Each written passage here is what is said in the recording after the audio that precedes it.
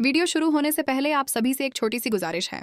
अगर आपको ऐसे ही सस्पेंस और इमोशंस से भरे ड्रामा रिव्यू पसंद है तो मेरे चैनल को सब्सक्राइब जरूर करें, वीडियो को लाइक करें और अपने विचार कमेंट बॉक्स में जरूर लिखें। दोस्तों, कहानी अब उस मोड़ पर पहुंच चुकी है जहां हर पल के साथ साजिश और भी खतरनाक होती जा रही है। अस्पताल के आईसीयू में शीतल जिंदगी और मौत के बीच जूझ रही है।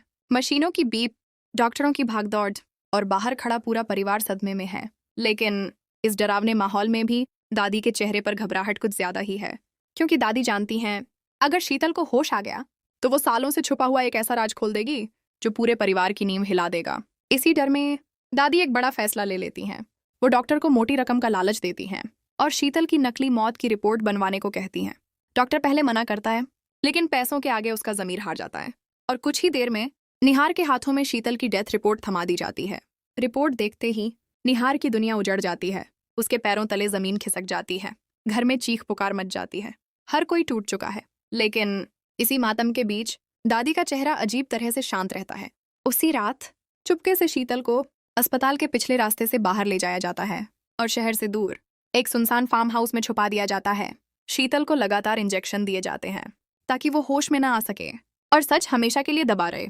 परिवार को यकीन दिला दिया जाता है कि अंतिम संस्कार भी हो चुका है, लेकिन निहार का दिल इस कहानी को मानने से इनकार कर देता है। उसके मन में शक की एक चिंगारी जलती रहती है। इसी बीच निहार के फोन पर एक अनजान नंबर से मैसेज आता है, अगर शीतल को सच में खोया है तो फार्म हाउस आकर देखो। निहार बिना एक पल गंवाए वहां पहुंचता है और जो वो देखता है उसकी रूह कांप उठती है। शीतल जिंदा है, बंधी हुई, बेहोशी की हालत में पड़ी हुई। निहार उसे छुड़ाने ही वाला होता है कि पीछे से किसी का जोरदार वार होता है और निहार बेहोश होकर गिर पड़ता है। जब निहार को होश आता है तो उसके सामने खड़ी होती है उसकी अपनी माँ। उनकी आंखों में न डर है न पछतावा, बस निर्दयी सच्चाई। यही होता है सबसे बड़ा खुलासा।